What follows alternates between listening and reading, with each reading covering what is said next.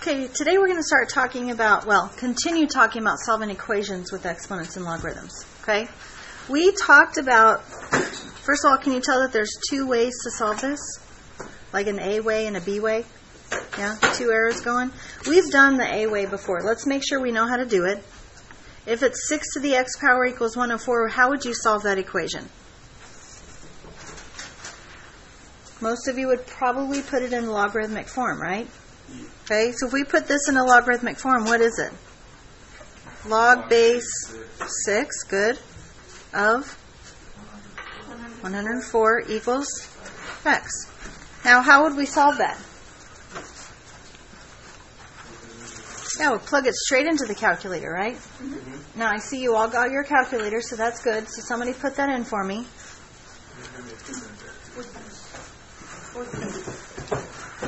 Log base 6 of 104 equals what? 2.592. So 2.59 if we were rounding to the hundredths decimal place, right? Hundredths, tenths, hundredths, so 2 decimal places. We'll go to 2 decimal places all day today, okay? Hundredths decimal place, okay?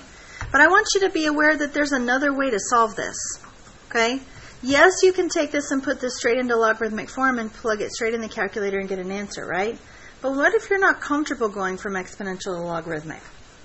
Hopefully by this time you really are, because we've really worked on it a lot, okay? But in case you're not, are you allowed to do something to both sides of the equation? Like, can we subtract 5 from both sides of the equation?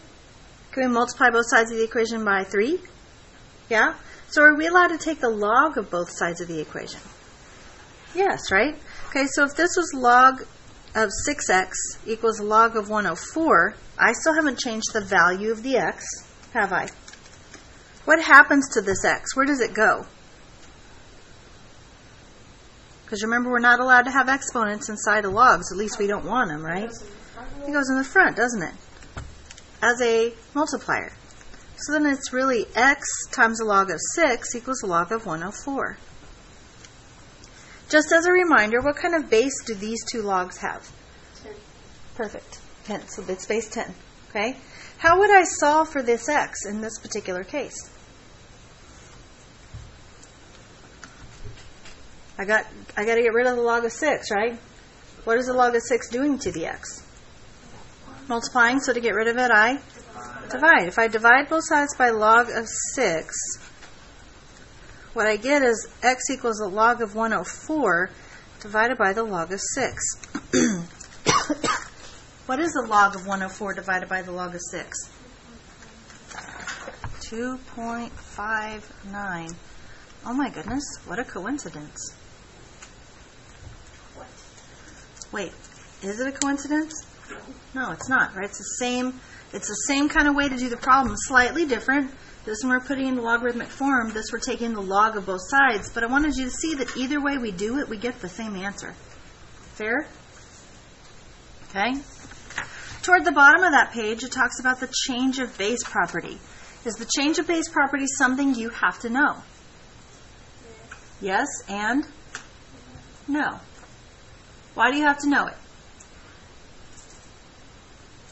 Because it tells me, right? My text tells me I have to teach you the change of base formula. So we have to know it. Change of base property says log of the argument, which is n divided by log of b. Now, earlier they said log of b divided by log of n, and I said, nope, it's got to be the other way. Well, how are we going to remember that? Well, log of the base goes on the bottom. Doesn't the base normally go on the bottom? Yes. Right? Okay. So log of n over log of b. So in a problem like this, what's it going to look like? Log of 32 over log of 9. Log of 32 divided by log of 9. Is that something you can figure out using your calculator? You can plug log of 32 divided by log of 9 and you can get an answer from your calculator, can't you? Like a decimal. Okay? What about 14? Log of x. Log of x over Log of 4. Is that something you can plug in your calculator and get an answer?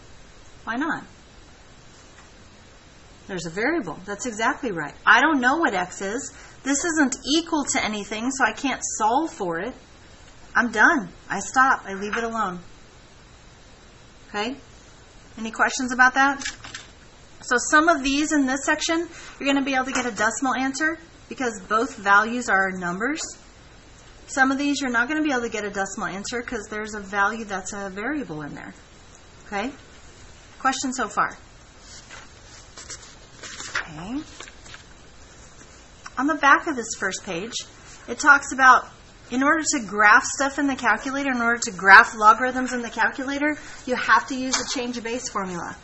And you say, not true, right? Our calculators are Billy. We don't have to do that anymore. We can put them straight into the calculator. I can put this equation straight in the calculator and it will give me a graph. So in the sections where it says rewrite, you don't have to rewrite them. Put that equation in the calculator, sketch what you see on your screen. Fair? Okay. These two problems are going to be interesting for you. How are they different than the other ones that we just talked about? They are inequalities, right? They've got an inequality sign in them. So here's my favorite part. I'm not going to show you how to do this. You're going to take your previous knowledge of inequalities, you're going to take your previous knowledge of logarithms, and you're going to try. We will talk about this tomorrow. I want to see what you're willing to try. Deal? Okay. Then we have the last page. Okay. These are problems like we've done the last couple days. We're just going back over it, making sure we have the proper way to do it, the proper skills, all that kind of stuff. Okay. Let me show you some stuff today that people have tried, and I have said to them, you cannot do that. Look at number 26. What do you think they've tried to do on 26 that I said to them, you cannot do that? Multiply 65 and 1.4. Why can you not multiply 65 and 1.4? Yeah, because of the exponent. This is a base with an exponent. That means I have to get rid of everything away from that before I can do anything. It's like these are not like terms, are they? You can't mess with those things. So what would I do to get rid of the 65? Divide it. Very good. From both sides, right? Then do the whole logarithm thing, logarithmic form and stuff like that. Okay? What about number 27? What do you think people try to do on that problem? Add the 80 and the 50. Can you do that? No, you cannot. Okay? You cannot do that. Order of operations if for no other reason. All right? Here's the base that we want to get isolated. That means I got to get rid of the 80 first, and then I can get rid of the 50 because the 50 is multiplying times this base. I can't just mess with these two numbers. I know that it looks like you can, but you cannot. Don't be fooled. Okay? So go back to the very beginning, and these are the problems that I want you to circle. Number 7. 9, 11, 13, 15.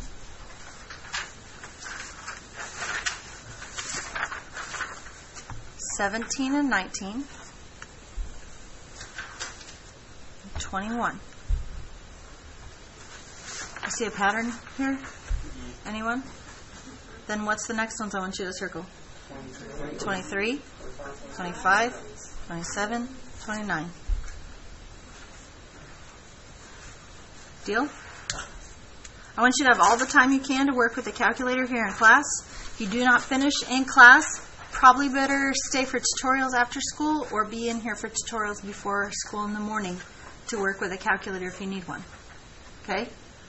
Any questions?